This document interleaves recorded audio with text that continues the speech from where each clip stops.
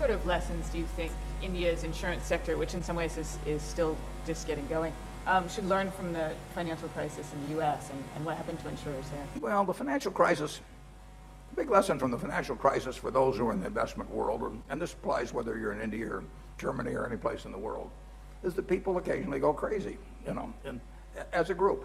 And you had the tulip mania, in the early 1600s in the Netherlands. People are capable. They love the idea of getting rich, and if they see their neighbor getting rich from doing something, and they think they're smarter than their neighbor, and he happens to be buying, in the United States, he happened to be buying single-family homes and borrowing the limit on them and refinancing them as he went along to sustain consumption, and then they see prices continue to rise, so they get this proof back from the market. They get this feedback.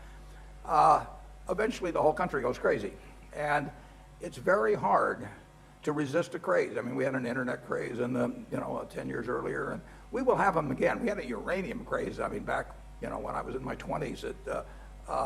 So that's going to happen periodically. Humans are susceptible to wanting to believe that, that something that's happened recently is going to continue and that they're going to get rich based on it. And particularly when it's gone on for some time. The 1920s, we had a somewhat similar phenomenon where people discovered common stocks for the first time, really, the American public.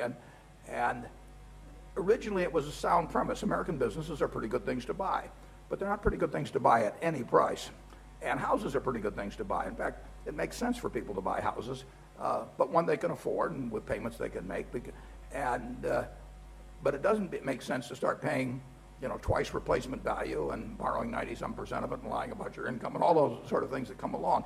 It looks like it makes sense for a while because it does work, and then all of a sudden the music stops. It's a little like Cinderella at the ball, Cinderella went to the ball, and she knew at midnight, it was all going to turn to pumpkins and mice. But it was so much fun. The music is good, and the boys look better, and the drinks flow, and you don't want to miss out on it. It's getting better all the time, so you think I'm going to leave at 3 minutes to 12. But the trouble is there are no clocks on the wall. It doesn't tell you when it's 3 minutes to 12, and everybody else is thinking they're going to leave then. And then the music stops, and everything turns to pumpkins and mice. And investors have to be able to detach themselves from those emotionally and temperamentally from that tendency to go along with crowd behavior.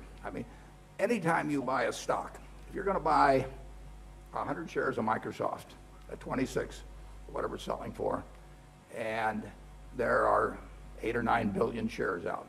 That means you're going to pay $200 billion for the company. Now, you're only going to buy 100 shares.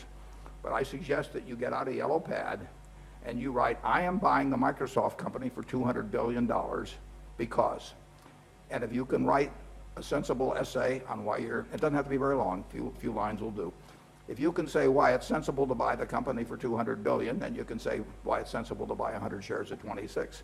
And if you can't say that, forget it, because all you're doing is betting on what some hunch somebody has or what somebody said that day on television or something of the sort. You are buying a business when you buy a share of stock, and you have to be right about the business to be right about the stock. And you're not going to be right because people agree with you.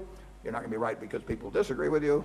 You're not going to be right because somebody prestigiously, that's in a prestigious position, says that it's the thing to do. You're going to be right if you're right about the business. And that simple little activity will focus you on what you're really doing. When I bought that farm, I said, I am buying a farm in Burt County, Nebraska at $700 an acre because, and I put the because, I think it will produce so many bushels an acre of corn, so many bushels an acre of soybean, and I will need to pay the tenant farmer so much, I need to pay so much in taxes. When I get all through, I will have about $80 an acre coming in, and I'm paying a little less than $700 an acre, and that's fine. It's going to work if I'm right. And the same thing applies to stocks. The same thing applies to buying an apartment house and renting it out. You have to go through that discipline.